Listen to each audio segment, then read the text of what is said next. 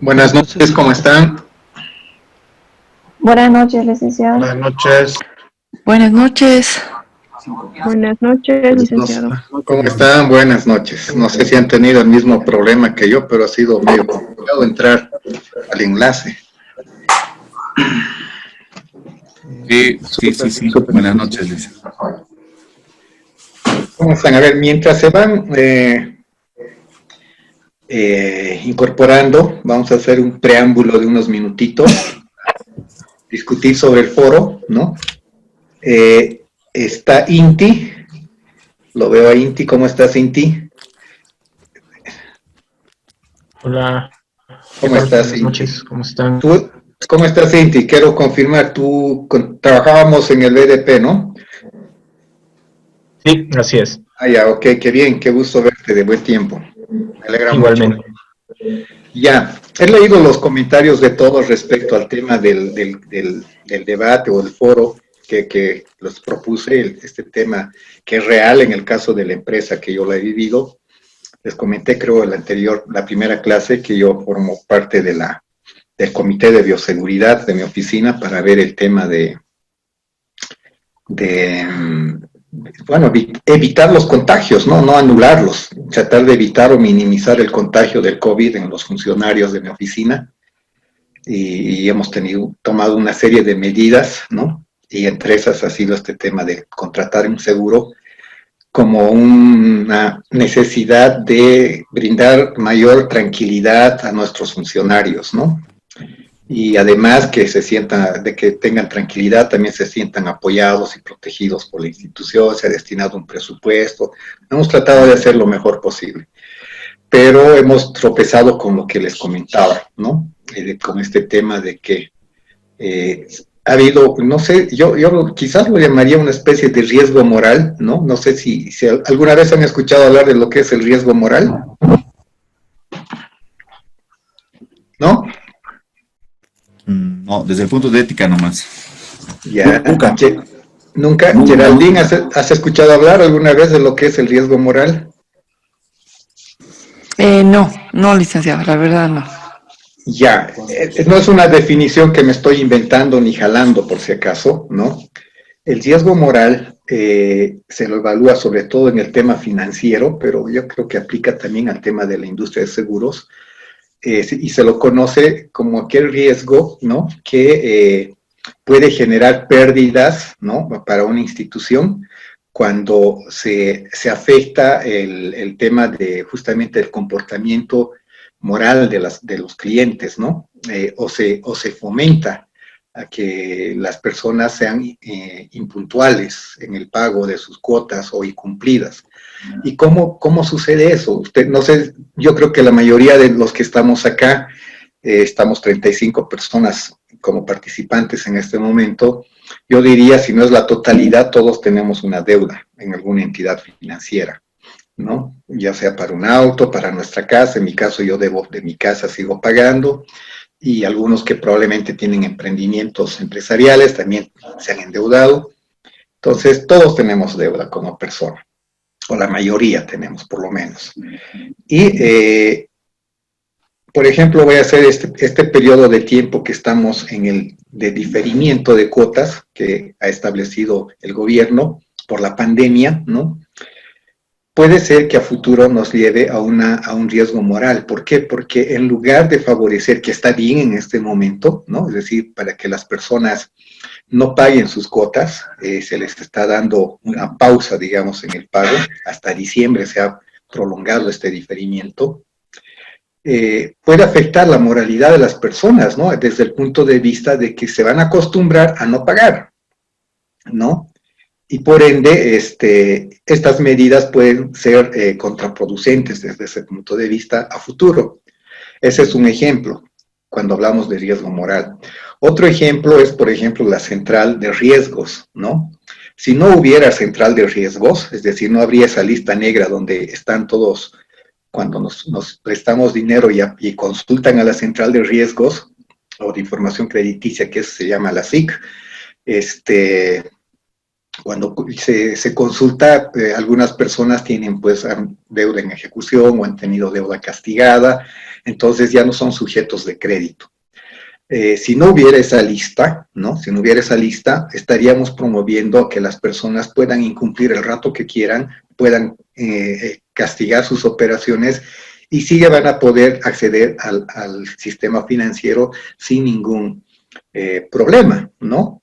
Entonces, a eso se refiere el tema del riesgo moral, de que hay que tener mucho cuidado y hay que cuidar, ¿no?, esa relación del cliente con la entidad financiera. Y en el tema de lo que es seguros, también existe esa relación, esa confianza, porque esto es un negocio de buena fe, no se olviden. Y es bastante, y entra acá bastante el tema del riesgo moral, ¿no? A veces nosotros con algunas medidas que podamos, o acciones que podamos tomar como proveedores del servicio de seguros, podríamos estar contribuyendo a incrementar el riesgo moral o a disminuir. Entonces hay que tener mucho cuidado en ese sentido. Y para información de todos, no sé si alguien conoce más a detalle, pero también tenemos nosotros en el mercado de seguros la central de riesgos de clientes asegurados, ¿verdad? ¿Tenían conocimiento de eso? Solamente que no se la hace muy pública, ni se la difunde, ni se la está alimentando como corresponde. Quienes trabajan en seguros han visto, ¿alguien ha visto alguna vez la lista o ha hecho una consulta o ha reportado a esa central? Sí. Sí, ¿no? Sí, pero como está el mercado no lo ha utilizado, entonces realmente no está trabajando como debería ser la misma, como la central de riesgos de la ASFI y los buros de información que recopilan la información, ¿no? Ahí debería estar también este tema de seguros. Pero pensando también cuando una persona no paga una póliza, se le quita la cobertura. Entonces, no necesariamente podría ser, pero obviamente hay otro tipo de contratos de seguro que dices, ya te voy a pagar en 3, 4 cuotas periódicas, un paquete de seguros mucho más grande, y ahí sí puedes entrar en mora y ahí sí te podrían reportar, ¿no? Entonces no te pueden quitar la cobertura porque realmente tú necesitas para operaciones y todo, ¿no? Para tu fábrica, no sé. Sí. Pero yo pienso que, o sea, nuevamente, como les había indicado al inicio de las clases, que en el tema de seguros falta. Lo bueno, yo lo veo como una oportunidad esto, lo bueno es que hay muchas cosas que no están hechas o están a medio hacer, entonces hay mucho por hacer, ¿no? Una de ellas, por ejemplo, es esta. Tenemos 2 colegas que se han presentado, no hemos tenido tiempo de presentarnos a todos como la primera clase por temas de optimizar tiempos, pero hasta la parte que se ha presentado teníamos 2 colegas que trabajan en la APS, ¿no? Entonces, quizás, o sea, no sé si vale el término plantearles o reflexionarles o un poco que consideren de que realmente esta herramienta quizás no se les debería dar solamente con ese enfoque que indica Álvaro, ¿no? Es decir, tengo un cliente, no paga la póliza y debería estar reportado en la central, porque al fin y al cabo el daño que va a tener la persona, es decir, se suspende la cobertura y ya, digamos, ¿no? Entonces no perdió la empresa porque seguramente recibió parte de primas, ¿no? Y del momento que decidió suspender la cobertura, bueno, pues ya no tiene ningún compromiso con esta persona. Y probablemente desde el punto de vista legal es muy discutible que esté en una lista negra, por ejemplo, ¿no?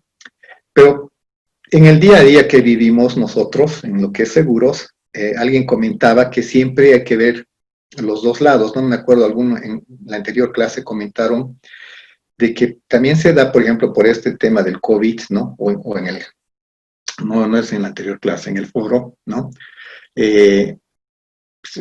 No me acuerdo quién, pero comentaba de que se podría generar, si solamente la póliza no se activaba al momento de la internación y solamente con el certificado COVID, por decirles, se podía quizás abrir una ventana para el fraude, ¿no? Porque todas las personas que quisieran cobrar se aseguraban y conseguían un certificado de COVID e iban a cobrar su póliza, ¿no? Es por el otro lado. Entonces, ¿a dónde quiero llegar con este comentario? Aprovechando de que puede ser, esta central de riesgos debería más bien buscar de evitar justamente ese riesgo moral con aquellas personas o con aquellos clientes que efectivamente han hecho fraude, ¿no? Y se les ha demostrado, las compañías tienen muchos casos de ese tipo, ¿no? Que han pagado coberturas y después se dieron cuenta que era fraude. O sea, es decir, como a veces somos un país de papeles, ¿no? Nos mostraron un papel y bueno, pues había que cumplir con el pago, aunque sabíamos que no respondía.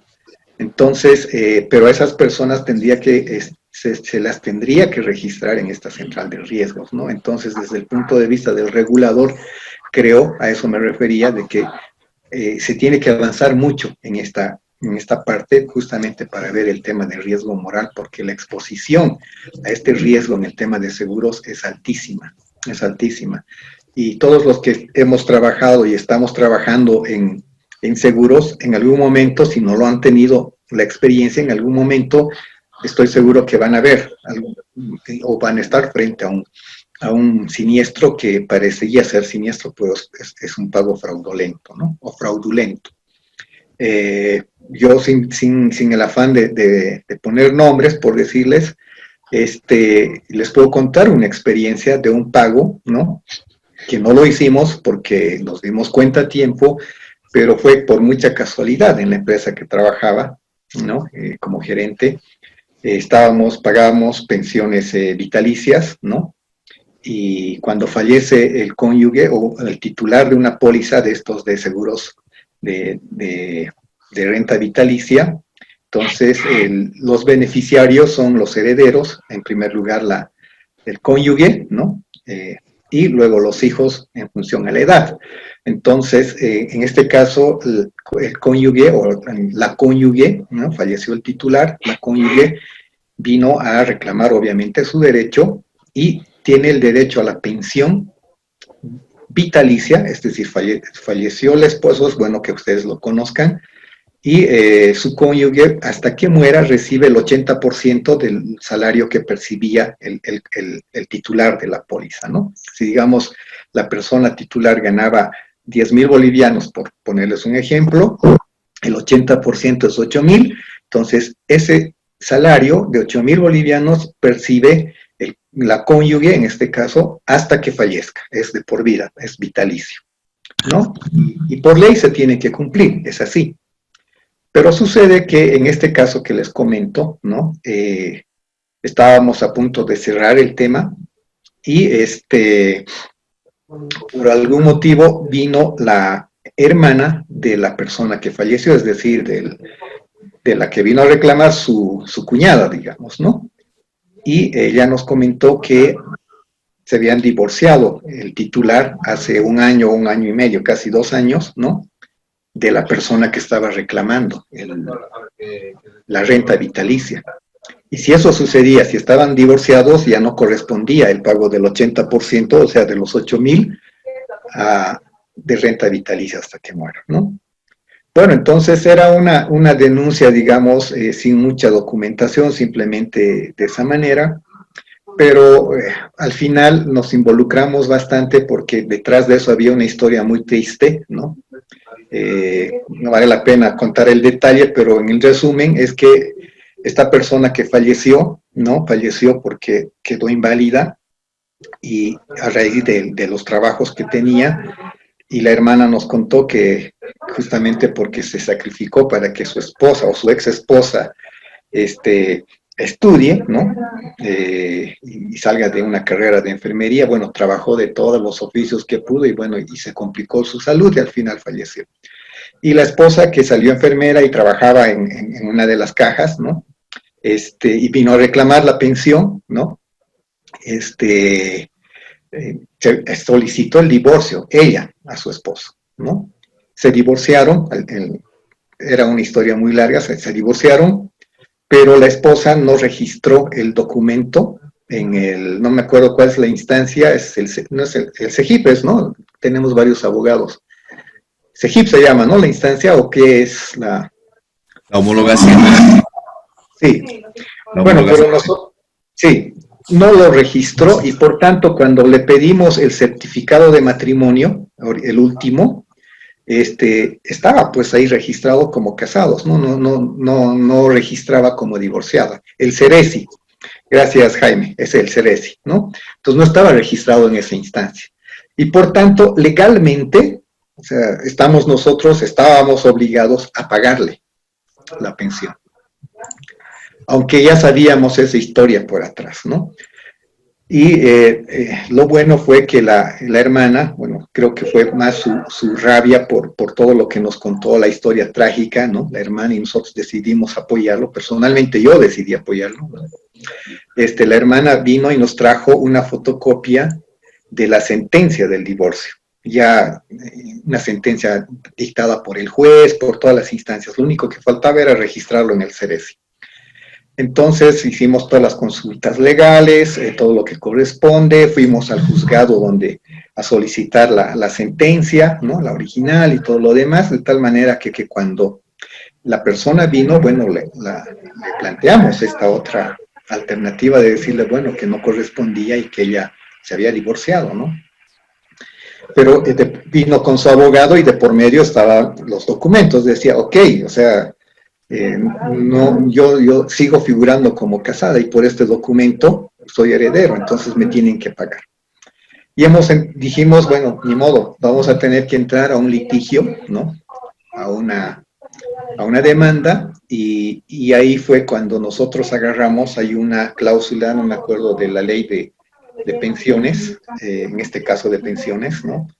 Donde menciona que si se brinda información falsa, fraudulenta o documentos, o proporciona documentación fraudulenta, bueno, tiene los términos legales correspondientes, ¿no? Pero en el fondo, si alguien miente o presenta documentación fraguada o falsificada, tiene pena de cárcel por tantos años y no sé qué, independientemente de la edad, ¿no? Es decir, eso está especificado en la ley de pensiones y aplicaba para este caso. Entonces le dijimos, bueno, nos peleemos entonces y nosotros vamos a demostrar que sus papeles son falsos, aquí están la sentencia del juez y avancemos, ¿no?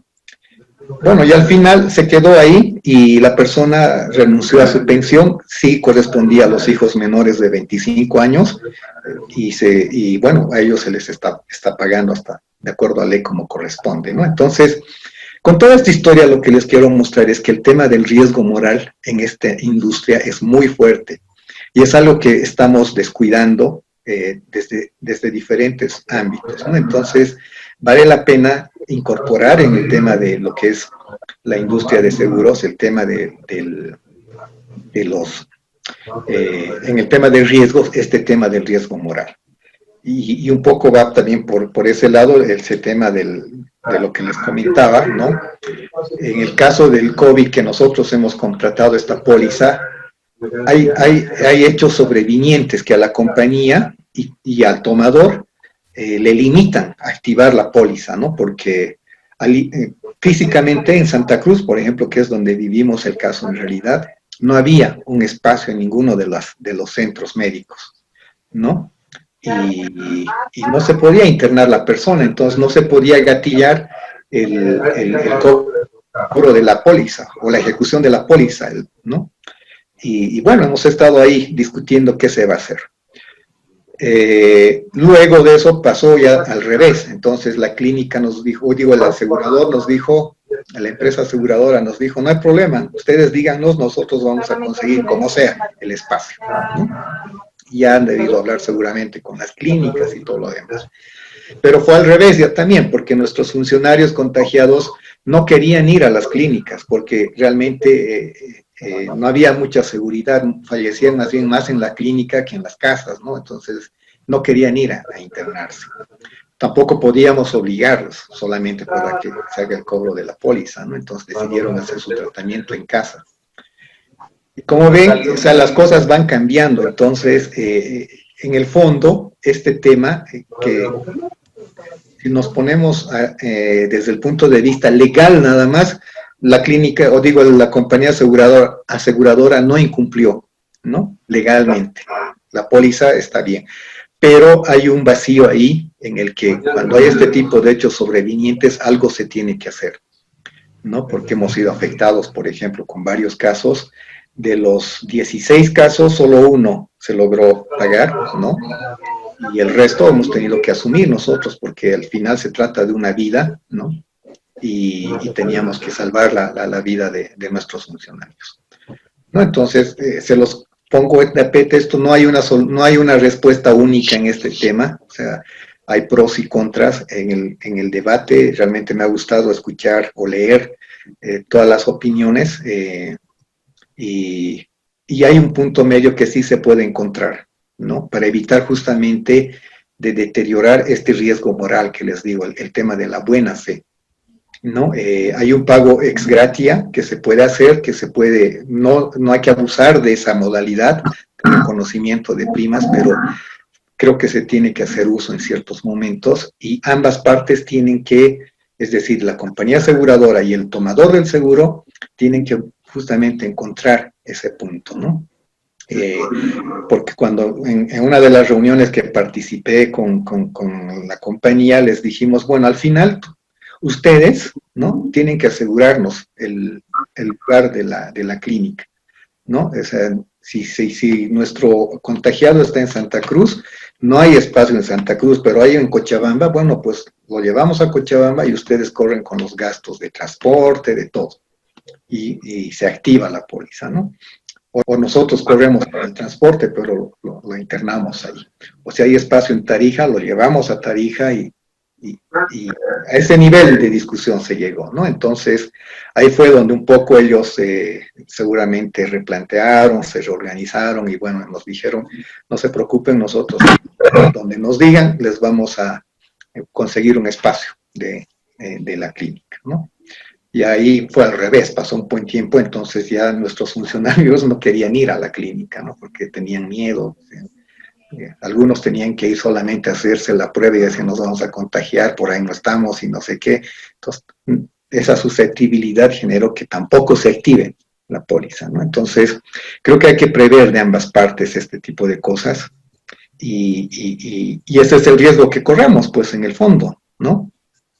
Antes de llegar a un tema legal. Aquí tengo un par de comentarios, ¿no? La APS no regula esta central de riesgos. Sí, la APS es la que regula la central de riesgos, Edson. Luego, Wendy, bueno, es un comentario de Wendy que recién está entendiendo el tema de seguros. No te preocupes, Wendy, si estamos hablando en un lenguaje quizás muy especializado, pregunta, no tengas ningún temor, contalo confianza. Ceresi es el que establece también el certificado, el estado civil y de fallecidos, sí, es cierto.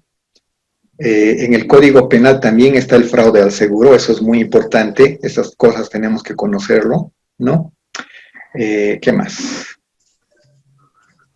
El 338 cancela con pena de 1 a 5 años el fraude al seguro. Está bien, es así. Gracias a Jaime. Dime, Álvaro, ¿querías comentar algo? Sí, en el comentario estaba investigando y un poco sobre esto de las pólizas de COVID, y por si acaso en el comentario que hice en el foro puse un link donde la Cámara de Comercio ha reunido a las aseguradoras para que den unos minutos de sus productos COVID. Entonces, si pueden verlo, está bastante interesante, ver lo que han hecho las compañías al respecto de esto. Y obviamente, como a veces para gatillar un seguro, para que se active, es en todo caso, incluso en un seguro de automotor,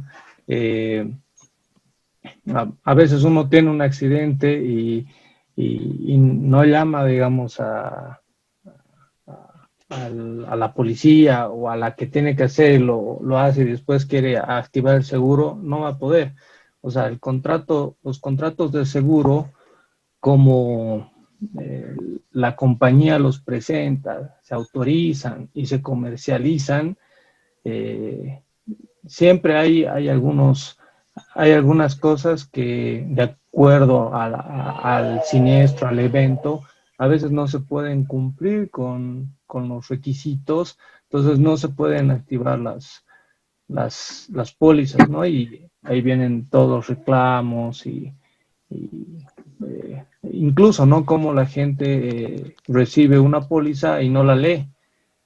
Entonces, para cuando una persona recibe una póliza, de acuerdo a la ley, tiene 15 días para objetarla y para devolverla, ¿no? Si no está de acuerdo. Entonces, siempre hay que considerar esos aspectos. De acuerdo. Bueno, buenas noches. No sé si puedo acotar Para algo. complementar, Claro que sí, Nino, dale. Buenas Y noches. después hay otra persona más, después que nos... Claro que sí, dale. No se olviden que un contrato de seguros es, como su nombre dice, es un contrato donde hay cláusulas bien estipuladas que tienen que respetar a ambas partes. Ahora, en el tema del condicionado particular es donde se especifica claramente el riesgo y las coberturas. Entonces, uno por la cultura, muy poca cultura de seguros de que tiene nuestra sociedad, es que piensa que una compañía le está engañando, y no es así, ¿no? Por eso es que cuando alguien vende un seguro, tiene que explicar claramente, y bueno, y ahí están los brokers, los agentes, que tienen que hacer ese trabajo, porque luego el peso viene, cuando hay un siniestro, viene contra los empleados que están a cargo de ese departamento. Yo en el tema del COVID, yo fui muy claro, ¿no? Dije, o sea, las cláusulas están bien establecidas. Si me dicen que una cobertura hospitalaria tiene que ser hospitalaria, como compañía, yo no tendría por qué cubrir una atención domiciliaria, porque no es lo mismo recibir una atención médica en un centro médico que recibir en una casa. No se olviden que en un centro médico reciben atención médica de especialistas, en la casa no van a tener eso. Entonces, dado que este problema ya se venía antes de que llegue a Bolivia, deberían haber especificado claramente al momento de contratar el seguro, claramente lo que uno quería que le cubra. Bueno, eso puedo acotar. Gracias. Gracias, Nino. Había otra persona más que quería comentar algo. sí, Una dama. para complementar, Adelante. licenciado. Adelante, Bueno, yo todavía Geraldine. no he comentado en el foro, lo voy a hacer mañana o esta noche, pero bueno, usted sabe que estoy trabajando ahorita en la APS desde el mes de marzo y mi actividad específica es registro de intermediarios, pero también registro de pólizas, cláusulas y todo lo que conlleva ello, ¿no? He podido registrar algunas pólizas de COVID, ¿no? En las cuales he podido ver las coberturas y en ninguna especificaba algo que realmente me llamó la atención, porque también he estado del otro lado contratando una póliza para mí y para mis pequeños de COVID, ¿no? Por prevención, por el miedo, por todo, Claro. y lo veían necesario, ¿no? Entonces, lo que pude ver, y han sido bien claros conmigo, es que, o sea, la cobertura ahí estaba, pero no me garantizaban que haya un lugar para mí, ¿no? Que pueda que si yo requiero y si está saturado, no me garantizaban. Han sido bien claros, ¿no? El broker ha sido bien claro. Y evidentemente, tampoco en las coberturas que yo he podido registrar, no garantiza algo así. Si te dan la asistencia médica, hospitalaria, gastos médicos, etcétera, pero ningún producto te garantiza que tengas tú un lugar en ningún hospital, ¿no? Llama la atención, pero bueno, así funciona. Obviamente tendrías que estar a lo que yo he entendido, en una larga lista de espera, ¿no? Que bueno, ahora creo que ya está un poco más corriente el tema Sí.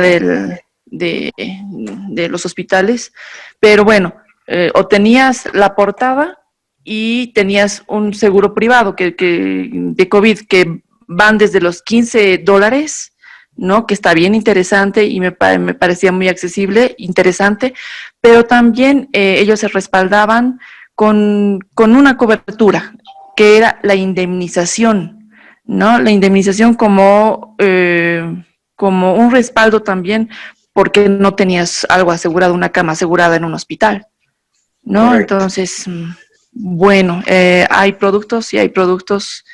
En mi comentario voy a hacer un poquito más amplio el tema. Gracias, Geraldine. Muchas gracias, Geraldine. Sí, creo, como les decía, es un tema de debate, no vamos a darle una solución exacta ni única, pero creo, sí, Perdón, ¿me permite? adelante, Carlos. Carlos, perdón.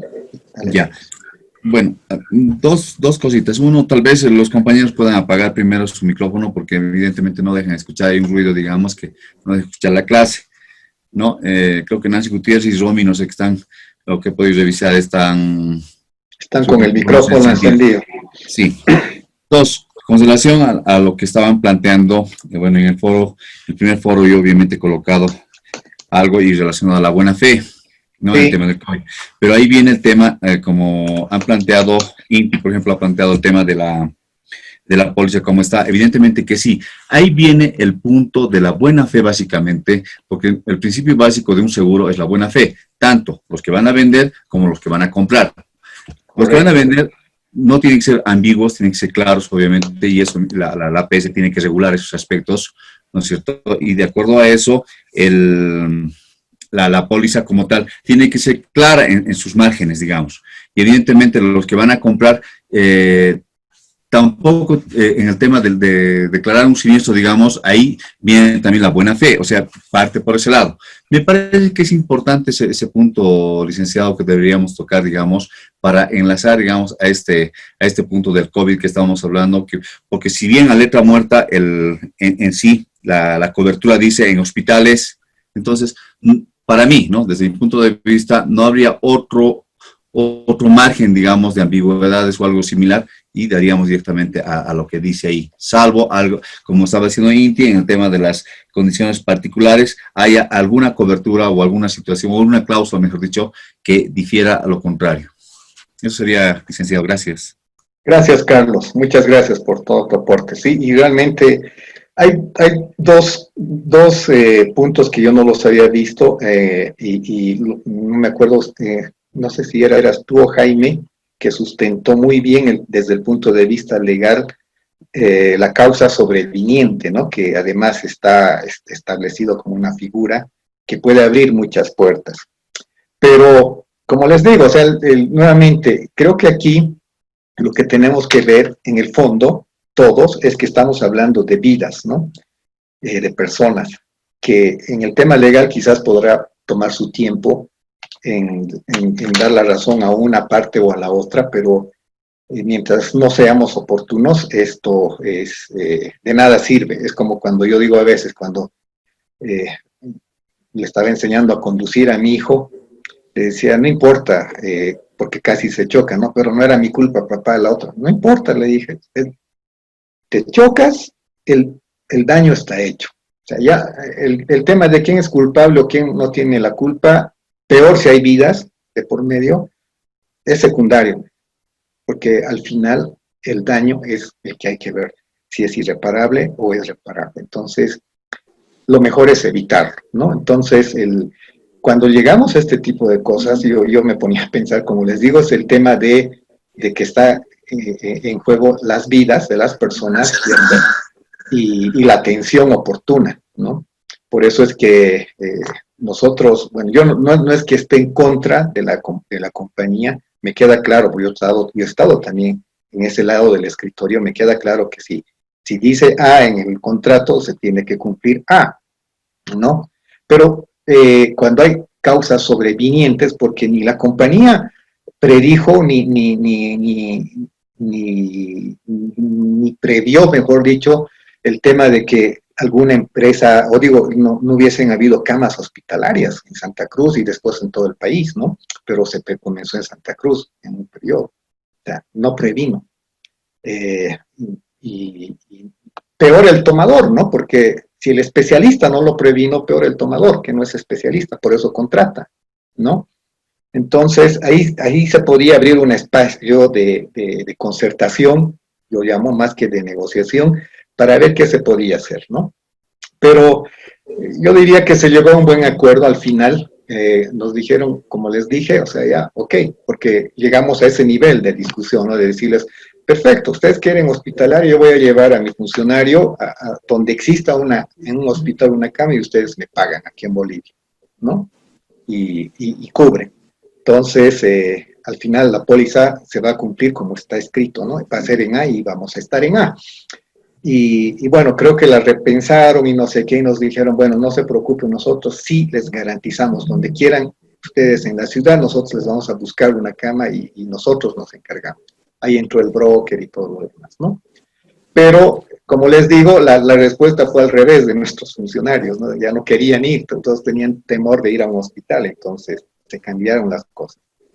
Así es la vida, ¿no? Es decir, cambian las cosas y bueno, ya no, ¿qué podíamos discutir? Legalmente estaba resuelto todo, pero ya en la práctica no se hizo nada, ¿no? ¿Un comentario?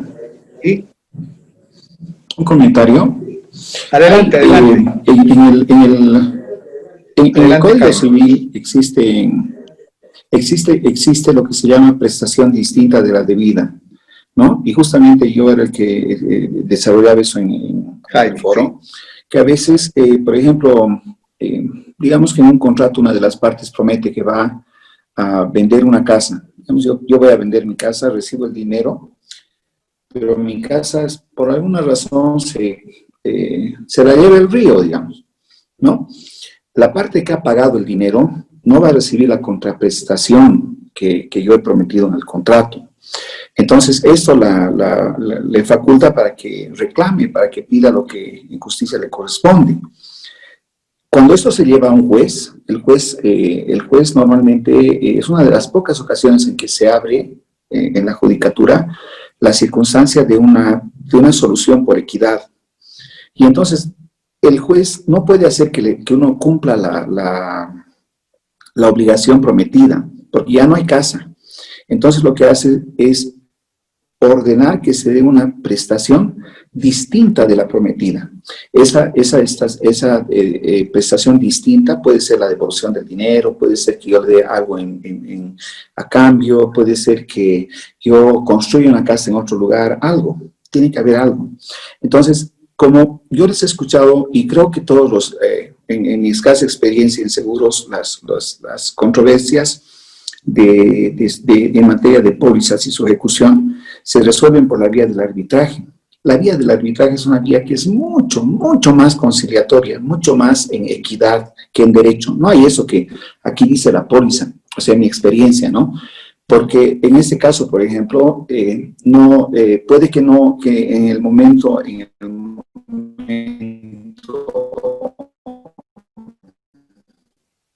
de cumplir la póliza de la compañía de seguridad donde llevar al paciente.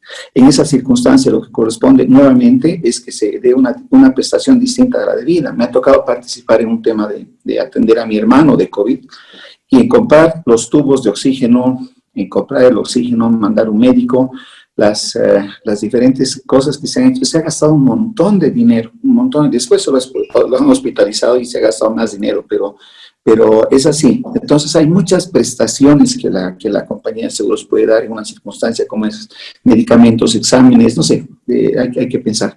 Entonces yo pienso que en una situación legal eso decantaría por el lado de que lo obligarían a la compañía de seguros a que se ha producido el siniestro y ellos den una prestación distinta. Eso es. Muchas gracias, Jaime. Sí, realmente el sustento legal que leí más que gustarme, o sea, me parecía muy sólido, ¿no? Y creo que tienes mucha razón. Solamente la duda que tengo es en el periodo de tiempo que tiene digamos, la vigencia de esa cláusula. en el caso que ponías del ejemplo de la casa, si sucede a los 3 años o a los 2 años o a los 5 años, creo que no sé si será la fuerza.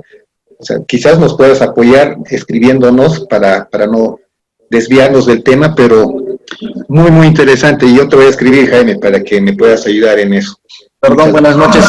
Si me permiten un comentario. Adelante. Creo que es prudente diferenciar el hecho de que estamos hablando de una póliza de seguro y no es un seguro de salud.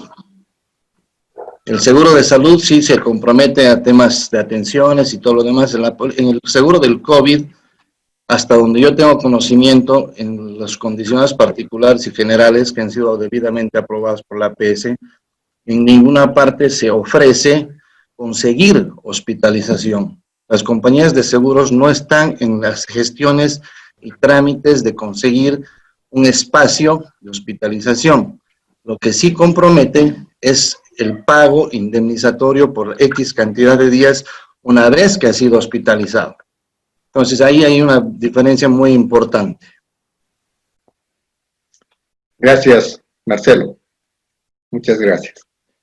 Sí, efectivamente es así, por eso es que en una segunda instancia se dieron estos temas, ¿no? Pero bueno, lo dejemos, es muy interesante el debate, creo que da para más y para perfeccionar futuros productos, porque al final este producto salió como una reacción, esa es mi lectura personal, es una reacción a una situación que muchas veces desde el punto de vista comercial nos entusiasma y no prevemos desde el punto de vista del riesgo lo que estamos ofreciendo.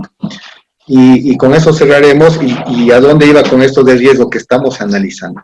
Si conociéramos el riesgo, ¿no? Si hubiésemos dimensionado la cantidad de personas realmente que se iban a contagiar, porque al final eran aproximaciones y especulaciones, porque así se lo veía. Es más, habían chistes del COVID al inicio, ¿no? Como que nunca iba a llegar a Bolivia. Y bueno, y cuando nos llegó, pues no hemos dimensionado. Y esta reacción quizás que se hizo con un producto, no dimensionó realmente el tamaño. Y por tanto, las pólizas, no voy a decir que estaban mal hechas, se quedaron chicas, ¿no? En ese sentido.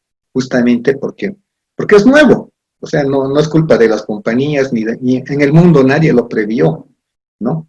En el mundo yo creo que nadie ha pensado no creo, excepto creo que hay 2 o 3 profetas o adivinadores que han dicho que iba a suceder algo este año, una pandemia en el mundo, ¿no? Porque eso pide alguien en la India, un jovencito creo, no me acuerdo el nombre, y exceptuando a estas personas, el resto de los mortales que estamos acá, nadie pensó que el mundo se iba a parar por meses, pero realmente nos hemos parado como planeta, ¿no?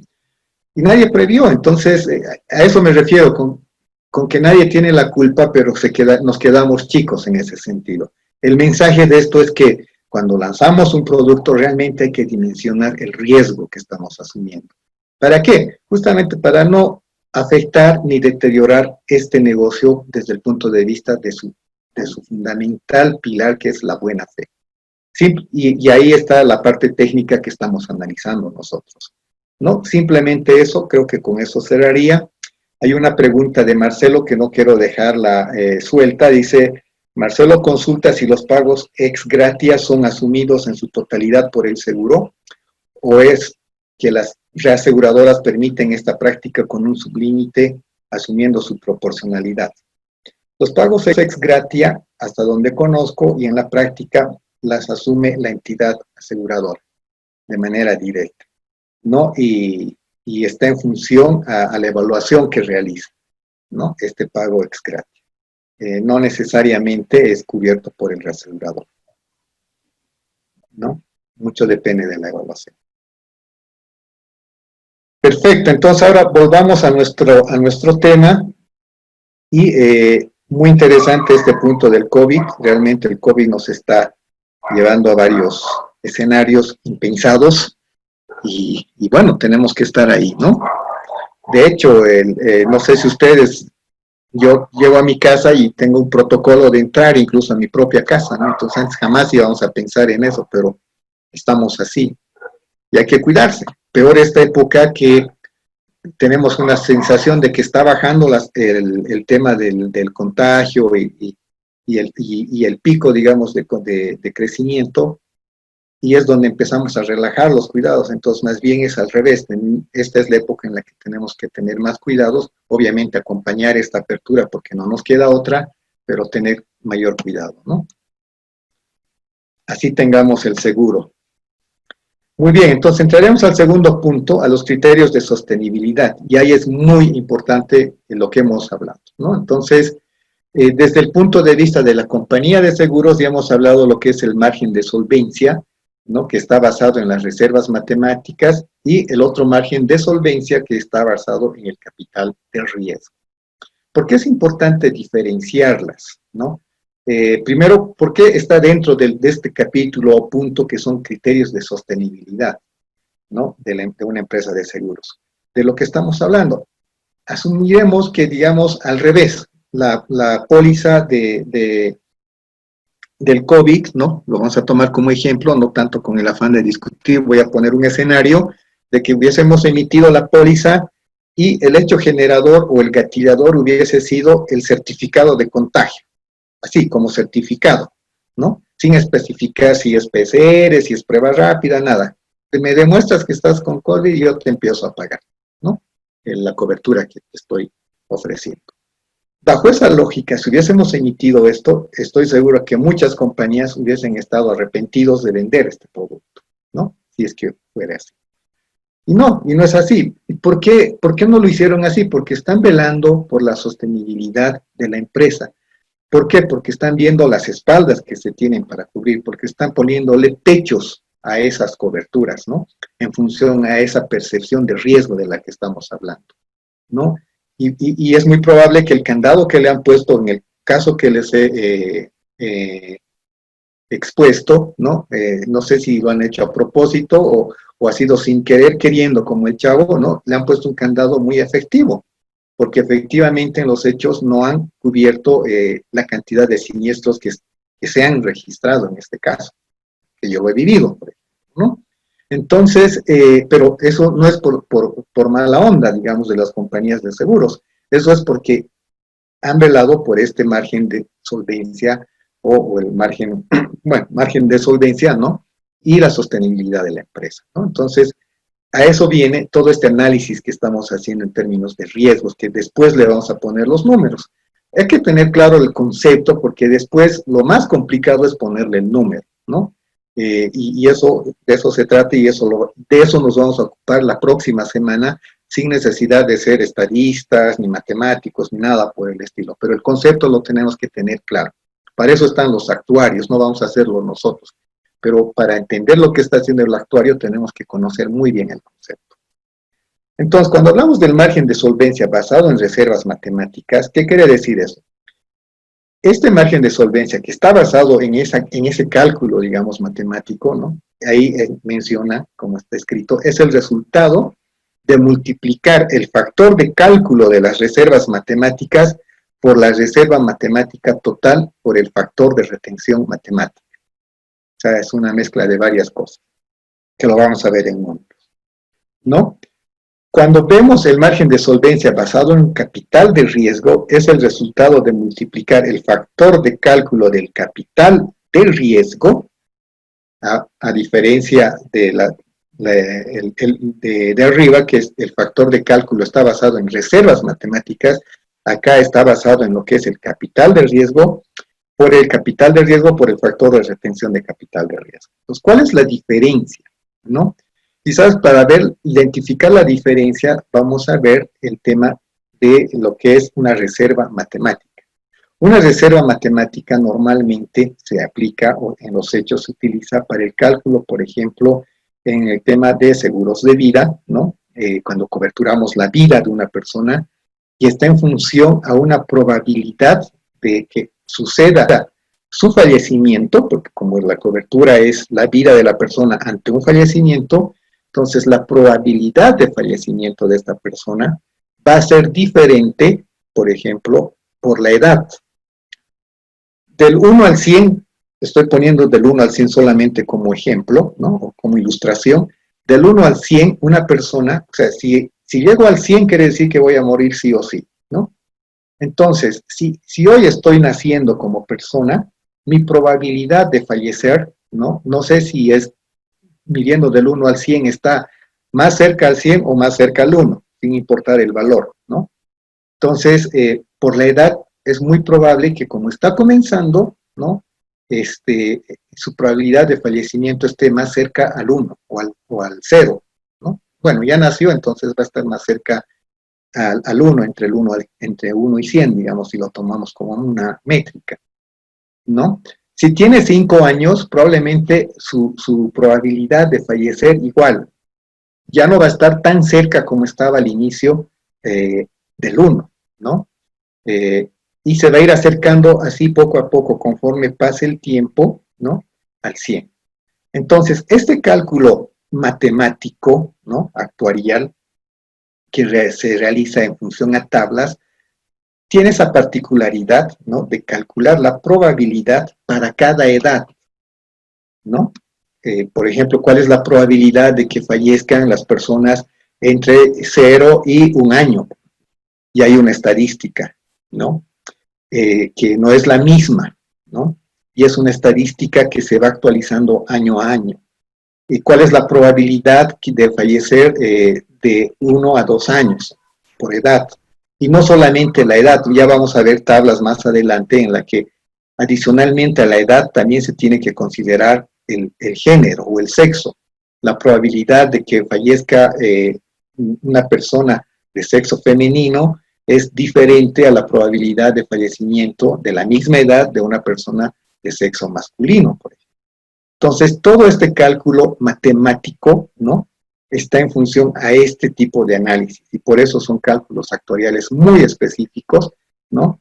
Y está más orientado a este tipo de productos, quizás porque por el tiempo del plazo que tienen, es necesario hacer este cálculo matemático actuarial. En todo se hace un cálculo actuarial, ¿no? Pero acá es mucho más, como les dijera, más, con más bisturí, más calibración, que vale el término, como les digo, y son tablas muy, muy especializadas, son fórmulas de descuento al final de actualización de valores presentes y valores futuros en términos financieros, ¿no?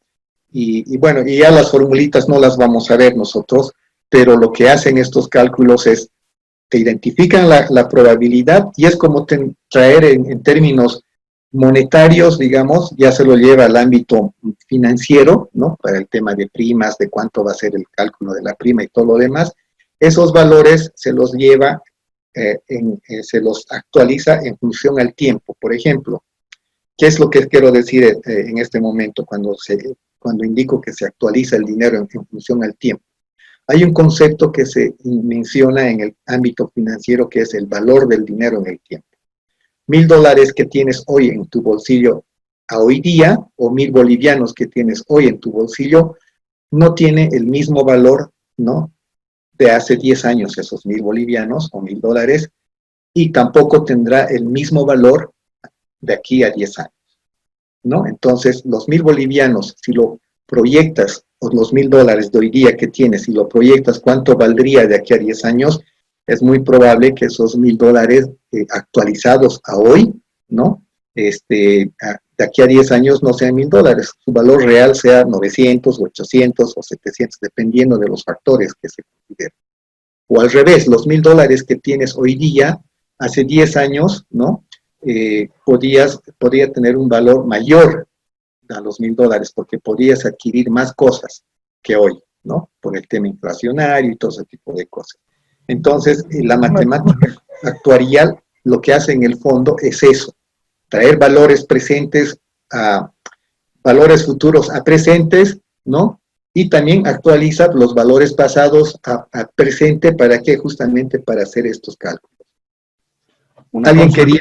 ¿Alguien quería comentar algo? Sí. Las tablas de mortalidad que las compañías, o sea, entiendo de que existen a nivel de matemáticos actuariales diferentes tablas, o sea, me imagino que son por países, y cómo una compañía aquí en Bolivia, cuando va a sacar un producto de vida y demás, ¿cómo, cómo utiliza o qué tabla va a utilizar? ¿Eso está normado o eso utiliza bajo comparación con otro país? Bueno, eso es más o menos la consulta. De acuerdo, gracias Álvaro. A ver, en nuestro país, las tablas para el cálculo actuarial, o digo, para el cálculo de probabilidad, las tablas de mortalidad utilizadas para lo que son las pensiones vitalicias, ¿no? Estamos hablando de AFPs y las compañías de seguros que brindan este servicio, ¿no? El tema de la pensión vitalicia, el regulador aprueba una tabla para todas estas empresas. Y bueno, no es que las provee, pero es la única tabla que se utiliza, es una tabla estándar para este servicio vitalicio. Para otros productos de compañías de seguros que tienen relación con seguros de vida, ¿no? También tienen sus propias tablas. Pueden utilizar tablas estándares, pueden utilizar la que digamos, estandarizó para el tema vitalicio la APS, o también pueden utilizar otras tablas que son igual especializadas para el tema de vida. Y los actuarios ya tienen experiencia en ese sentido y manejan tablas, por lo que he visto, tablas estándares a nivel internacional, ¿no? Básicamente eso. Y le hacen ajustes, ¿no? A la realidad, digamos, boliviana. Hay un estándar a nivel mundial, por poner un ejemplo, voy a decirlo, para estas otras tablas estoy hablando, que no son de la renta vitalicia, ni pensión, ni el seguro de vida, establecido por estas compañías. Los otros productos derivados con esta probabilidad, digamos, en el estándar dicen,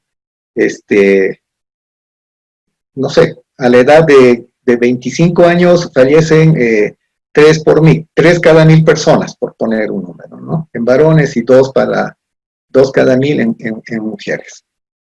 Ese es el estándar mundial. Entonces, los actuarios lo que hacen es ajustar hacia arriba o hacia abajo, dependiendo de la experiencia que tienen ellos y de las estadísticas que se manejan a nivel local, ese 3 o ese 2. Le pueden poner un 3.1, 3.2, 3 no sé qué, o 2 y algo, ¿no? O 2.9, y trabajan de esa manera.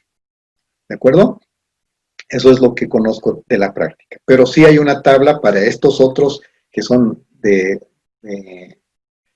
tablas de mortalidad aprobadas para lo que es pensión vitalicia, aprobadas por la APS, ¿no? Y si se tiene que cambiar, la APS tiene que autorizar, revisar y todo lo demás.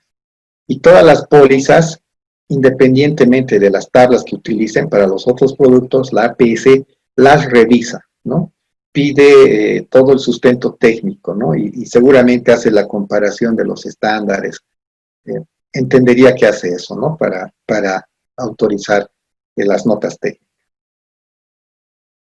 ¿De acuerdo? No sé si con eso aclaré tu consulta, Álvaro. Sí, gracias. Perfecto.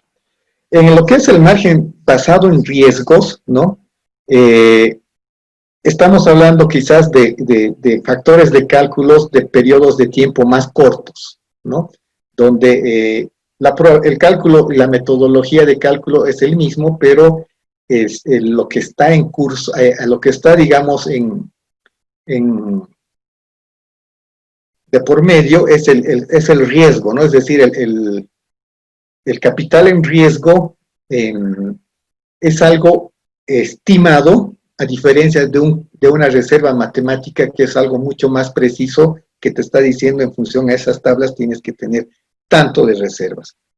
Mientras que lo que es el factor de cálculo en capital en riesgo es una probabilidad más abierta, es decir, la probabilidad de que suceda un accidente, por ponerles como ejemplo, ¿no? Y tengo que cubrir esa siniestralidad, es tanto por ciento o tanto por 1000, y en función a esa estimación, estimo tengo que tener un capital, ¿no? De riesgo, un respaldo para ese capital de riesgo.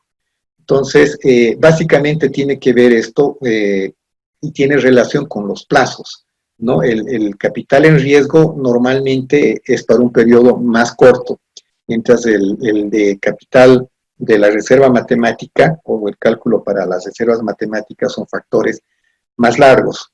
Por eso es que en el segundo foro hablamos de los plazos, algunos ya se han anticipado a responder o a comentar.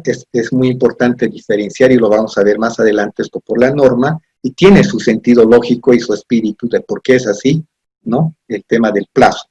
Porque a mayor plazo, ¿no? Lo que les decía, la ocurrencia de que un siniestro suceda es más probable. A menor plazo, no. Entonces, el riesgo de ocurrencia o la probabilidad de ocurrencia de un siniestro, mientras más largo sea el plazo, ¿no? Mayor será esa probabilidad y por tanto el riesgo también será mayor, ¿no? Esa es la lógica. Y en el ámbito financiero se maneja de que a mayor riesgo la tasa de rendimiento también tiene que ser mayor. En el caso de primas, esperaríamos que si yo estoy asumiendo un riesgo a mayor plazo, también esperaría que mi prima tenga mayor rendimiento, ¿no? Es decir, cobre un poquito más en primas porque estoy asumiendo más riesgo.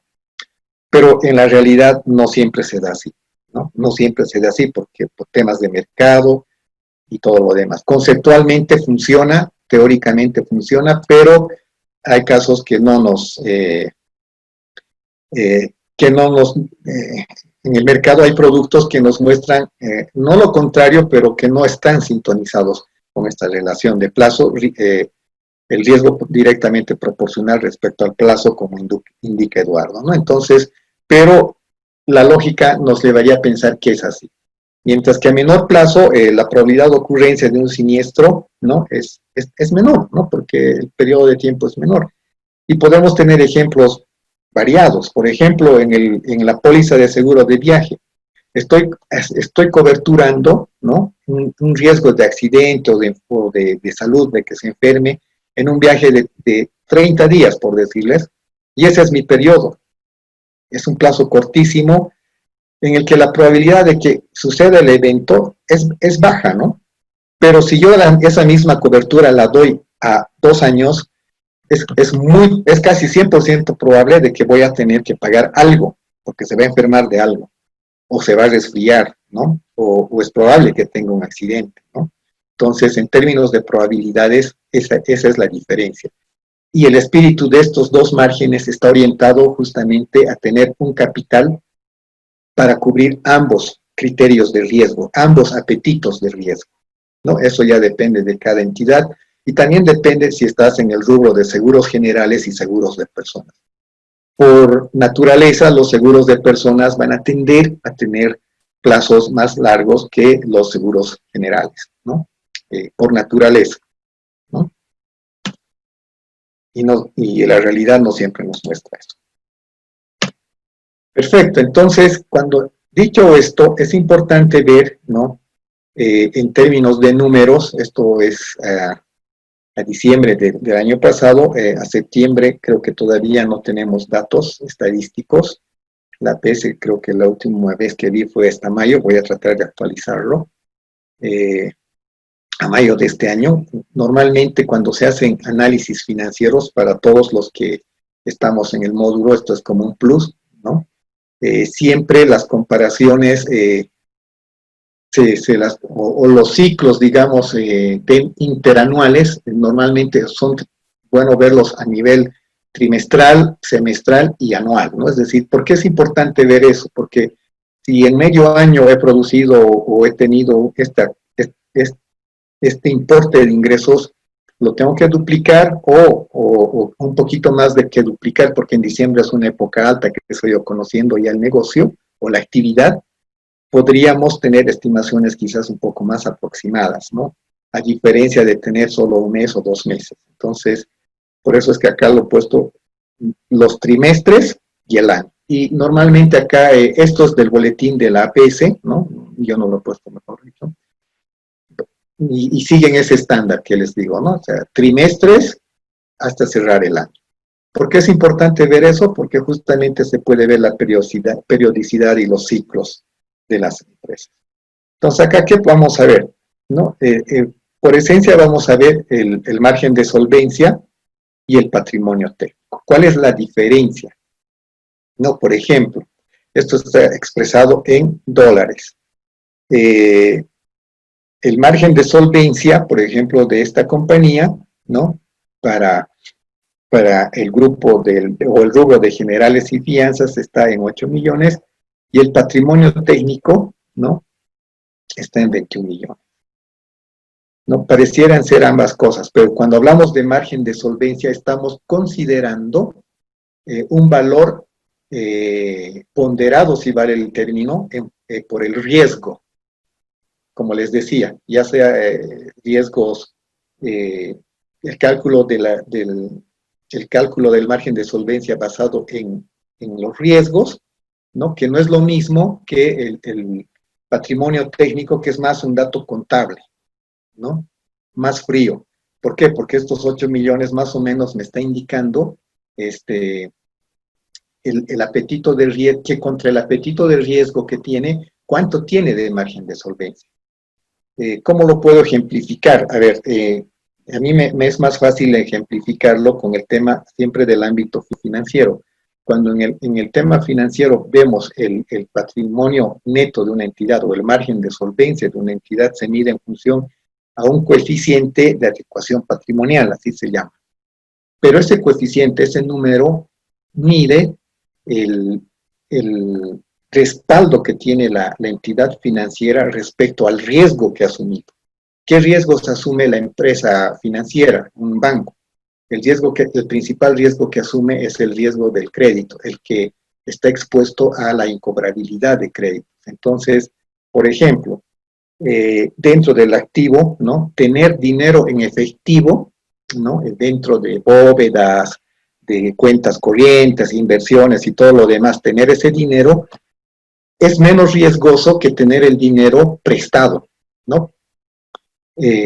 No sé si me entienden. Dentro del balance puedo tener 1 millón de activos, ¿no? Ese millón lo voy a dividir en dos. Ese millón, nuevamente voy a hacer para que se entienda el concepto, vamos a, perdón.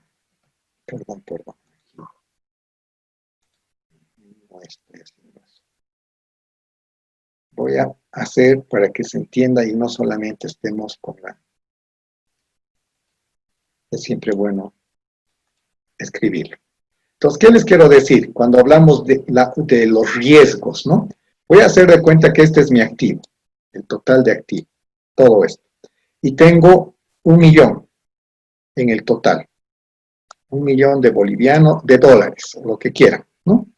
Este millón está compuesto de dos partes. La mitad tengo en dinero, en efectivo, es decir, lo pondremos en bóveda o en disponible, no sé qué término quieren poner. O sea, tengo cash, medio millón, 0.5, ¿no? De todo lo que es mi activo.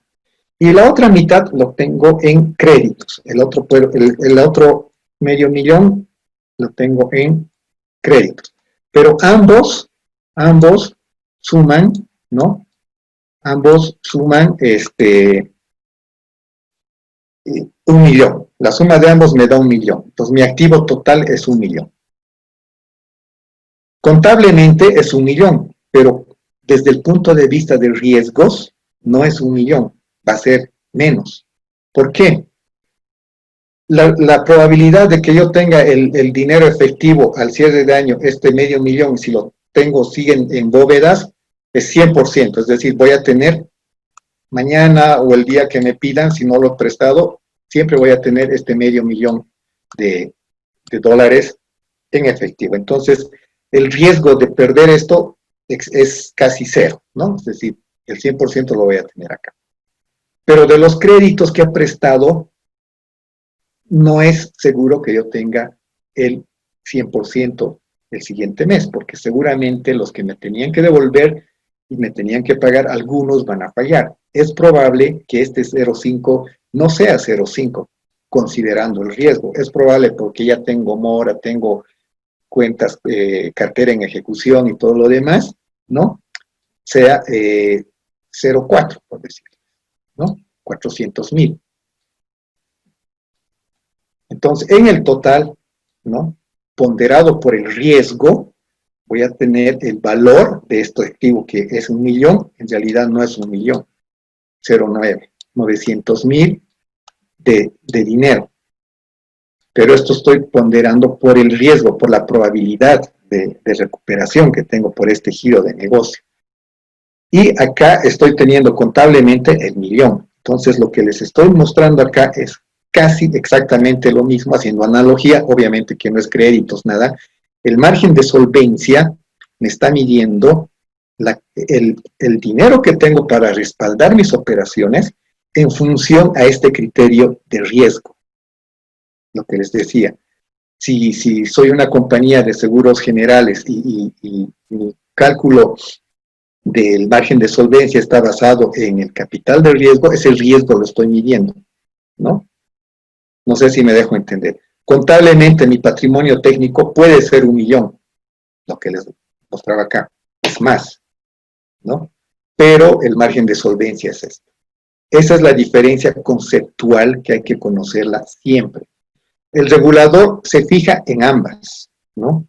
Pero el regulador es muy celoso, la APS, en este importe, porque este es el que está reflejando cuál es el apetito del riesgo que estoy teniendo como entidad aseguradora, ¿no? Y además, si disminuye este margen de solvencia a niveles que no están aceptados porque hay límites establecidos por el regulador, pues nos va a pedir que hagamos un aumento de capital, por ejemplo, ¿no? O que ya no podamos vender más pólizas. ¿Por qué? Porque ya no tenemos suficiente margen para poder cubrir y asumir más riesgos, ¿no? Esa es la lógica. Entonces, de esa manera se mide en términos conceptuales esto que estamos viendo acá. Por eso es muy importante, ¿no? Al final, todo lo que hemos visto se resumen en estos dos números que los tiene sumamente controlados el regulador, y en función a eso nos va midiendo a todas las compañías de seguro, dependiendo al tipo de riesgo y al apetito del riesgo y a la forma del cálculo del margen. Por ejemplo, las compañías de seguros generales tienen un cálculo de margen de solvencia, sobre todo basado en capital de riesgo, ¿no? Por la característica de los productos que venden. Al revés, las compañías de vida, de seguros de vida tienen, ¿no? O de personas, más que de vida, las compañías que están en el rubro de seguros de personas, acá, ¿no? En estos de personas, ¿no? El margen de solvencia está más basado en estos factores de reservas matemáticas. Y tienen la característica adicional de que las compañías de seguros de personas también tienen algunos productos basados en lo que es el capital de riesgo, ¿no? Con esta metodología de cálculo de capital de riesgo por el producto, ¿no? Porque no todos sus productos son de largo plazo, de las compañías de seguros de personas. Hay algunos que son de corto plazo y por tanto hay una combinación de ambas, ¿no? En estos números, ¿no? Entonces, eso es lo importante que quería mostrarles, porque al final, una vez que empecemos a cuantificar los riesgos, vamos a verlos reflejados en estos números. Si realmente nos hemos equivocado en el riesgo, puede ser que estemos afectando nuestros márgenes de solvencia y en función a los siniestros y a los eventos que van sucediendo, porque no se olviden que eso es una siniestralidad, forma parte de una estadística que cada vez va retroalimentando nuestros cálculos, ¿no? Y vamos ajustando incluso nuestros cálculos actuariales para ofrecer ciertos productos, ¿no? Y eso sucede. Entonces, este es el reflejo de todos esos cambios que estamos hablando, este margen de solvencia. No sé si tienen claro esto y pasaríamos ya a ver la parte de los criterios de sostenibilidad, pero en función ya a las partes más técnicas, que ahí sí vamos a ver algo de numeritos y formulitas, ¿no? Licenciado, disculpe. Adelante. Este margen de solvencia y patrimonio de las entidades de seguros se ve reflejado en las pólizas de errores y omisiones, ¿verdad? En las pólizas de... Errores u omisiones. No, No. la verdad no Ah, estoy seguro. No. Ya. Esto se Gracias. ve reflejado, sí, no está ahí. Esto se ve reflejado en los estados financieros y en los indicadores, ¿no? ¿Por qué es importante verlo esto? O sea, yo lo muestro por dos causas, o por dos razones. Uno, porque nosotros estamos tomando un diplomado en lo que es, en este módulo, que son las bases técnicas del seguro, donde tenemos que tener claridad al hacer el cálculo o al revisar el cálculo o al establecer un cálculo que nos pasan, ¿no? Tenemos que tener una lectura de qué está midiendo, es decir, y dentro de este cálculo está el riesgo, como les indico, ¿no? Y qué impactos tiene un error de ese riesgo, justamente estos, ¿no? Nos puede llevar a achicar nuestra capacidad de generar más productos si es que nos hemos equivocado, ¿no? Esto se lo ve más a nivel macro. Entonces lo vemos más que nada desde el punto de vista del proveedor del servicio, en este caso de nosotros que estamos en las compañías, en el lado de los ofertores del seguro, ¿no? Es decir, en las compañías del seguro. Al regulador le interesa mucho porque controla y regula, también es un enfoque para ellos. Pero para el tomador normalmente no va a haber esto, ¿no? No va a haber. Y tampoco debería haberlo, porque el tomador lo que le interesa es que le cumplan el servicio, ¿no? Si se equivocó la empresa de seguros en proveer un servicio y está perdiendo por ese producto, ni modo, tiene que seguir brindando, tiene que terminar o concluir o cerrar esa póliza y después la modificará o hará ajustes por medio, pero se va a reflejar ese error acá, en el margen, ¿no? Si realmente el error es muy grande y catastrófico, bueno, pues le generará, como les decía, que hagan un nuevo aporte de capital o que ya no puedan emitir más pólizas, ¿no? Y estancan y limitan el negocio, ¿no? Por eso es importante esto. Yo les puedo comentar una experiencia mía de un seguro de vida personal que yo tengo, que en el inicio, eres un seguro de vida con ahorro y para el ahorro me ofrecían una tasa, estoy hablando del 2010, 2011, que comencé a contratar este seguro. Comenzó con una tasa de rendimiento del ahorro que generaba mi póliza casi del 6%, ¿no? Era una tasa realmente atractiva y obviamente que lo tomé, ¿no? Además que estaba con cobertura y sigo ahora con cobertura.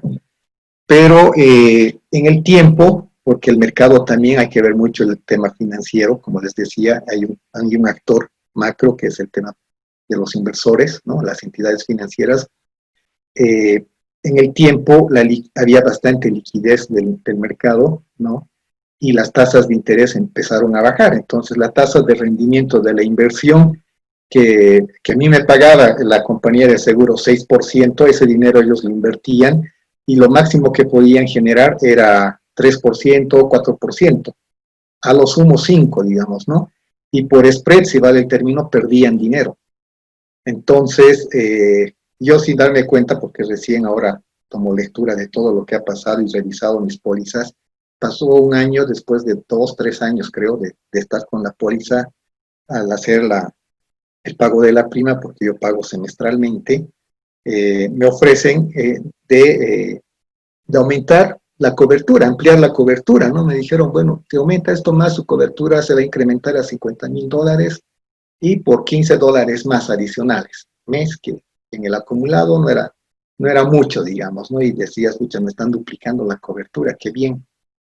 Y perfecto, lo tomo, ¿no? Entonces, me ampliaron la cobertura, pero tienen que firmar, estas son las nuevas condiciones de la póliza, me lo hicieron llegar.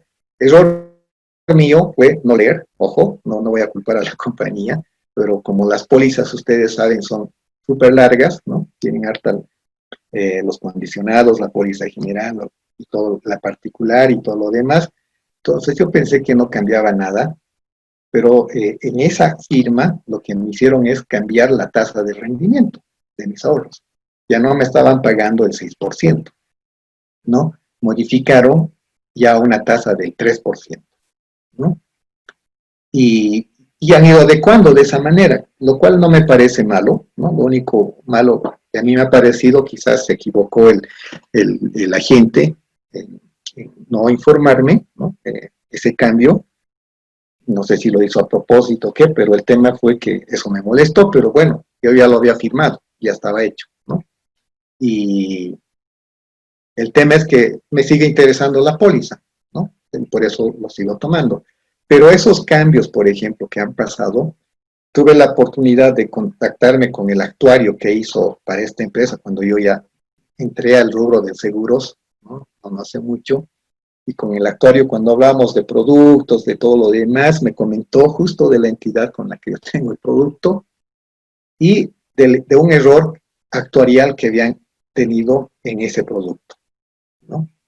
Yo no le conté mi experiencia, nada, solo me comentó que he hecho un cálculo actuarial y tal ocasión le dije, revisé ese producto y el cálculo actuarial estaba mal y les hacía perder dinero, ¿no? Y era lógico, por el spread nada más perdían dinero y me imagino por el riesgo de las ocurrencias mucho más todavía, ¿no? Entonces, esa es la importancia de lo que estamos hablando, de estos errores, ¿no? Y como anécdota me comentó el actuario, después de terminar su análisis al gerente general, le fue a presentar, antes de presentar, le dijo, bueno, te voy a dar una noticia mala, pero antes de que te dé la noticia mala, quisiera que me asegures con este producto, ¿no? Y le había explicado por qué perdían y obviamente esta persona, el gerente, dijo, bueno, ya no vendemos más este producto hasta hacer los ajustes, ¿no? Y ya después lo sacaron con los ajustes que les comenté. Y bueno, de esa manera se encaminan, ¿no?, estos errores. Y eso es el día a día de las compañías. Y todo está en función al apetito del riesgo y al riesgo incluso de ese momento, ¿no? Entonces, realmente es muy, muy interesante. A mí me gusta mucho este tema del seguro porque no solamente ves el incidente, sino ves N cosas que al final, como les decía, a diferencia de la banca, aquí empiezas a precisar mucho más y agarrar con bisturí lo que es el riesgo, ¿no? Pero eso es lo que se hace, ¿de acuerdo? Y el concepto, no se olviden que cuando hablamos de riesgo, este es un valor contable que nos puede decir cuánto tengo en libros o registrado en un estado financiero, pero en riesgos tiene otro valor, ¿no? Si yo he asumido más riesgos, ¿no? Es decir, este 09, si realmente he asumido más riesgos, como acá he puesto en créditos, y he prestado tan mal que nadie me va a pagar, o nadie me está pagando, y esto se convierte en 0, ¿no? Entonces, imagínense, esto, el valor del riesgo de este millón es medio millón. Y eso me golpea en el tema de margen, ¿no? Porque estoy asumiendo medio millón de pérdidas solamente por esta valoración del riesgo, por este cálculo actuarial que ha resultado equivocado. Me he equivocado y me estoy perdiendo dinero. Entonces, esas son las variaciones que va a palpar, va a registrar este margen de solvencia. ¿De acuerdo? ¿Les queda claro? Avancemos. Wow, siempre nos queda. Esto lo vamos a hacer bien rapidito, pero antes de hacer esto, quiero comentarles que cuando hablamos de riesgos hemos hablado ya de probabilidades, ¿no? Ya sabemos clarísimo esto. Para hablar de esto, voy a hacer lo siguiente. Para los que no son, mañana, o digo el lunes lo vamos a repetir, pero quiero nuevamente dejarles con el bichito. Y a medida que voy borrando esto, lo que quiero que vayan anotando es, entiendo que para hoy teníamos que ver el video todos, ¿no ven? Entonces voy a plantear 2 preguntas y la responden para esto. José, ¿cómo lo podemos cargar las preguntas en el sistema? No sé, está creo José, que nos apoya con el tema del Zoom. Bueno, se va a incorporar seguramente al final. Y le vamos a preguntar.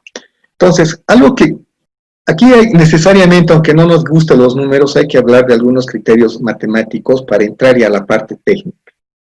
Y como sé que hay abogados, hay personas que están afianzados con los números, ¿no?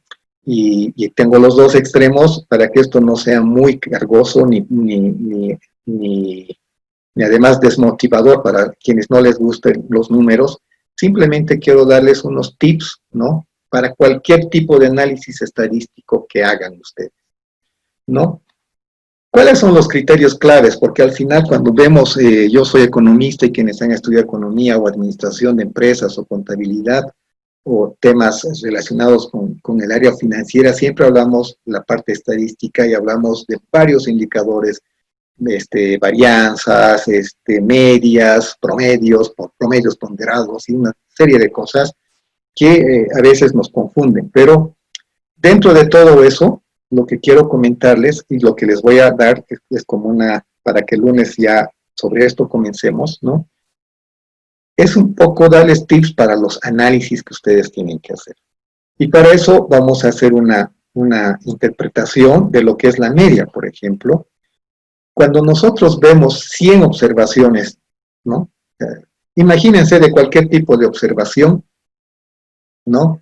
Y voy a poner varios puntitos, ¿no?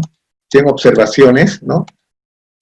Digamos, estamos midiendo, no sé, los enfermos por COVID, ¿ya?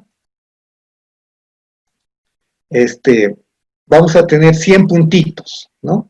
De diferentes. Podemos estar midiendo enfermos por COVID, por edad, por género, por N cosas. El tema, no vamos a entrar a ese detalle. Lo que quiero mostrarles o explicarles, mejor dicho, de que cuando tratamos de ver medias, lo que tenemos que hacer es lo siguiente, ¿no? Siempre se habla de una campanita, ¿no? Voy a poner así, ¿no? Donde se esperaría, ¿no? Se esperaría que todas las observaciones, las 100, estén por debajo de esta, ¿no? Y además esta tenga una distribución normal, se llama en términos estadísticos, pero para que todos lo comprendamos, es como una campana simétrica, es decir, es igualita a ambos lados. Tanto así que si yo la parto, ¿no? En dos, bueno, qué mal mi pulso, si yo la parto en dos, comenzando desde el centro, esto es exactamente igual a esto. No debería haber diferencia, ¿no? Eso se espera en la teoría de que todas las observaciones estén. Por eso se habla de una distribución normal. Pero la realidad no es así, ¿no? Y como no es así, ahí surgen modelos, hay metodologías de cálculos de cuál es el mejor promedio, porque como esto es tan simétrico, la media que yo ponga acá, ¿no? La media o el promedio, tiene que ser representativo de todo esto. De eso se trata cuando se ve riesgos, ¿no? Entonces, nosotros no vamos a ser expertos en calcular y todo lo demás, porque son los actuarios que nos hacen esto. Pero lo que nosotros tenemos que entender es que cuando nos hablan de un promedio, ¿no?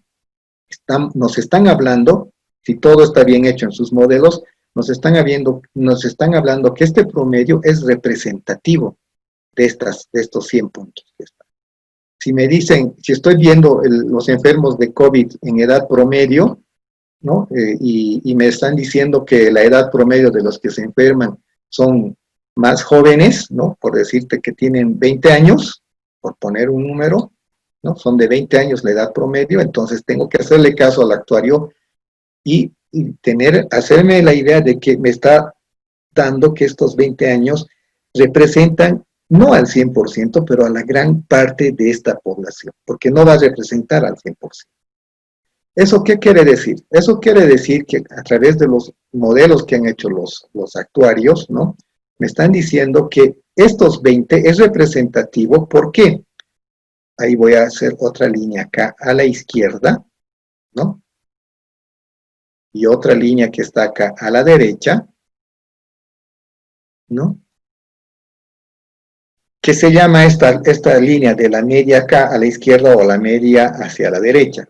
Eso se llama en estadística la desviación estándar, ¿no? Es decir, como estamos hablando de desviación estándar, eso quiere decir que respecto a la media tengo un desvío, ¿no? Un desvío de un X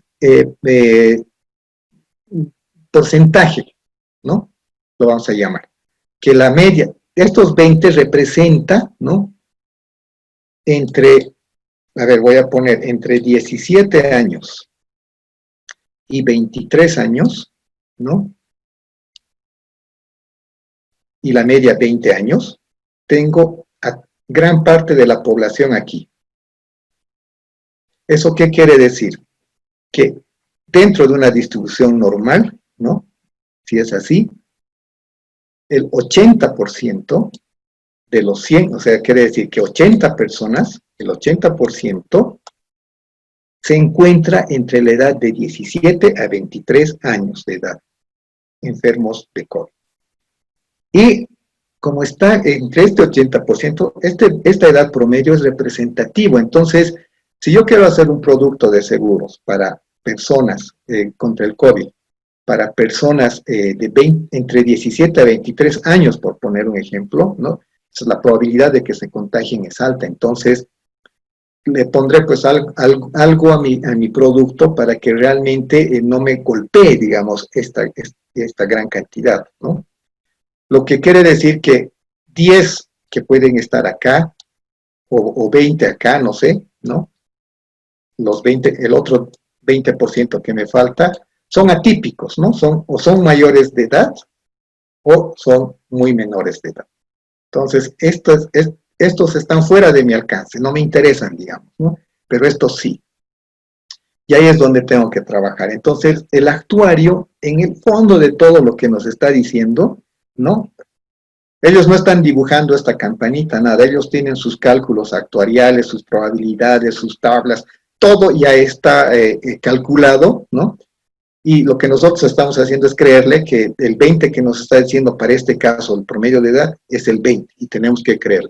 El modelo la distribución puede ser esta, o la distribución puede ser así, o puede ser así, ¿no? O sea, dependiendo de cómo se presentan los eventos, ¿no? O sea, cada evento, cada riesgo tiene diferentes distribuciones. Pero ya los actuarios nos han hecho el trabajo de llevárnoslos a algo más facilito. Y por eso nos dan promedios, o por eso nos dan probabilidades de 0,1, 0,2, 0,20, ¿no? ¿Por qué les hablo de esta manera? Es porque cuando vean datos técnicos, entonces estamos simplemente hablando de esto, nos estamos acercando a este 80%, con un margen de error de un 5%, digamos que estamos equivocados. Ahí nos va a dar la media, cuánto es nuestro desvío, ¿no? Por ejemplo, si el promedio es 20, la desviación estándar será 3. ¿Por qué? Porque el 80% de los datos se van a encontrar entre la media más una desviación estándar o menos una desviación estándar. Es decir, 20 más 3, 23. 20 menos 3, 17. Entonces, esto nos da la pauta, más la media, de que nuestros valores están acá en un 80% de todas las observaciones. Entonces, este promedio es representativo. Y el actuario nos está diciendo, es así, no importa, pero ellos nos están dando este dato. Entonces, conceptualmente, de eso estamos hablando cuando hablamos de probabilidades. ¿Por qué estoy haciendo esto? Por lo siguiente. Cuando ustedes tienen una moneda y lanzan al aire la moneda, la probabilidad de que salga en un solo lanzamiento, cara o cruz, ¿cuál es? ¿No? Es muy fácil de hacer eso. ¿Cuántas caras tiene una moneda? 2, ¿verdad? Gracias. Ha contestado ya Álvaro, ¿no? Gracias, Álvaro. Entonces, la probabilidad, perdón. A ver.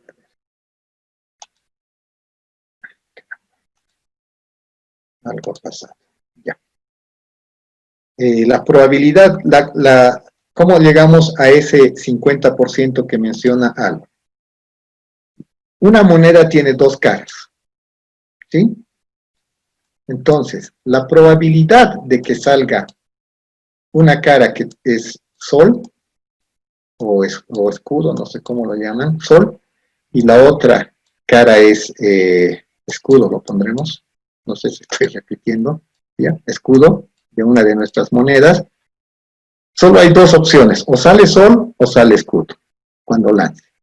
Entonces, esa probabilidad es dividir 1 dividido entre 2, porque no hay más que dos opciones, o es cara o es cruz, ¿no? O es sol o es escudo. Entonces, si lanzo y sale sol, entonces es 1 sobre 2. Si lanzo y sale escudo, va a ser igual, 1 sobre 2. Y si hago la división 1 sobre 2, me va a salir 0,5. Entonces, la probabilidad de que salga sol o escudo es 0,5, es decir, 50%, la mitad, ¿no? Y este 50% que me está diciendo acá en términos de probabilidades para todos los eventos, ¿no? Me está diciendo esto que les estoy hablando.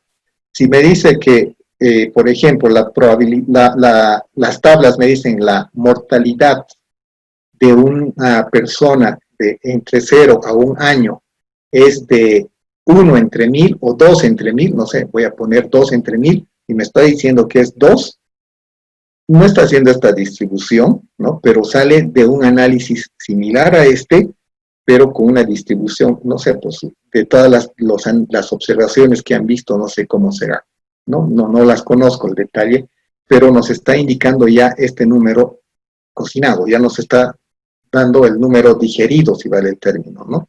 Esto es, y nosotros tenemos que hacer caso.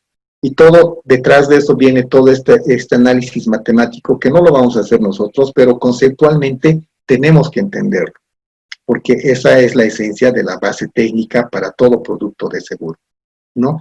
Probabilidades de ocurrencia, probabilidades de siniestros, probabilidades de todo lo que vamos a producir. ¿Cómo ofrezco el COVID? Tengo que ver cuál es la probabilidad de que se van a contagiar. A nivel mundial nos dijeron que el 80% se va a contagiar. Aquí en Bolivia no sé cuánto será, qué porcentaje de la población estamos contagiados. Nuestras estadísticas no están buenas y malas, ¿no? O no están confiables, como dicen los médicos, porque no todos estamos registrados en las estadísticas, ¿no? Entonces hay que tener mucho cuidado con esos números. Por eso es que si nos equivocamos en eso, acá nos hemos equivocado, estamos dando otra cosa que no es. Y ahí nos hemos equivocado al hacer el cálculo, ¿no? O sea, preveíamos que iba a haber camas, pero o sea, ha sobrepasado, no hay camas para hospitalizar. Y mi producto ya no es malo, pero va a fallar, ¿no? No voy a cumplir mi objetivo. O al tomador, lo mismo. He contratado un seguro pero jamás he pensado que no iba a haber camas, entonces no voy a poder cobrar nunca mi cobertura, digamos, ¿no? Entonces, ese tipo de cosas justamente salen de estos cálculos que seguramente los han realizado. Y se tienen que contemplar todas las variables posibles. ¿Para qué? Para plasmarlo en un numerito. Y en eso consiste, ¿no? La gestión de este tema, de lo que es el tema del seguro y los riesgos. ¿De acuerdo? Ya vamos a entrar a la parte numérica. Voy a tratar de que no sea muy matemático y como les decía, la próxima la haremos con sus calculadoras. Hoy día teníamos que hacer esto, pero nos hemos extendido con el foro, que es muy importante. Y bueno, yo creo que nos vemos el lunes. Para el lunes voy a colgarles dos preguntitas referidas al video, ¿no? Que entendería que todos lo han visto y que está relacionado con riesgos, ¿no? Les voy a plantear la pregunta por escrito y les van a llegar por su correo. Y el día lunes, bueno, va a formar parte de la parte de la calificación, como hemos quedado en la primera clase, las reglas de juego para la puntuación, ¿no? De las notas, o la ponderación de las notas que tengo que hacer. Bueno, no sé si tienen alguna consulta antes de cerrar. Como siempre nos hemos extendido, que soy muy malo en el horario. Más bien que no es mucho, son 9 y 12 minutos. ¿Tienen alguna consulta?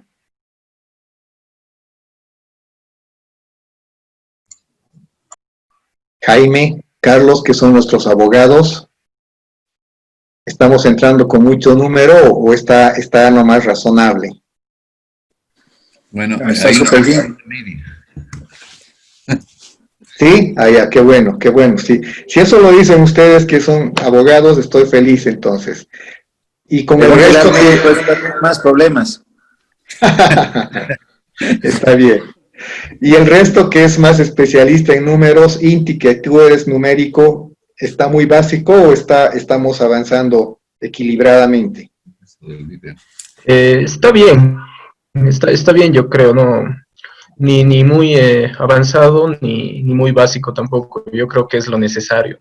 Perfecto, esa es mi idea, que sea lo equilibrado y lo necesario, porque si algo muy profundo no entienden y se cansan y se aburren, o al revés, si es muy básico, los que saben también se desmotivan. Entonces quiero encontrar ese punto medio o ese justo medio que llaman muchos. Ahora ya el término de equilibrio creo que está pasando de moda y todos hablan de un justo medio en todo. Muy bien, queridos compañeros, colegas y bueno, pues el día lunes nos veríamos. Yo les hago llegar en el foro las preguntitas. Espero que hayan disfrutado como yo lo hago de este documental en formato película, que es muy interesante. Y bueno, a ver si nos da tiempo, les voy a recomendar algún otro más que ha salido nuevo con el tema financiero. ¿De acuerdo? Perdón, yo sé que has preguntado varias veces sobre si habría preguntas. En el foro 2 hay que el plazo es hasta el domingo. Voy a pedir que lo amplíen porque no hemos visto todavía. Es la parte pertinente para el foro 2. Ah, ya, perfecto. Eso quería consultar del plazo porque habían... No, voy a hablar con José, no sé si está José. José. Se salió. ¿José Aliaga? Sí, se salió, no lo estoy viendo. Estaba, ¿no? Sí, se salió. Ya, yo lo voy a llamar. Voy a hablar con José y le voy a pedir que amplíen el plazo para el día miércoles, hasta el miércoles, va a ser un trabajo del martes. Más bien para el día lunes, con relación a lo que se ha visto del documental, como les digo, voy a plantearles 3 consultitas abiertas, y escríbanlo con sus palabras y relacionados con riesgos, ¿no? Un poco a mí me va a permitir evaluar si estamos comprendiendo el concepto como tal, más que no se trata de cálculos, nada, ¿no? Sino es el concepto de riesgos. ¿De acuerdo? Muy bien, Álvaro. Entonces, no sé si alguien más tiene alguna consulta.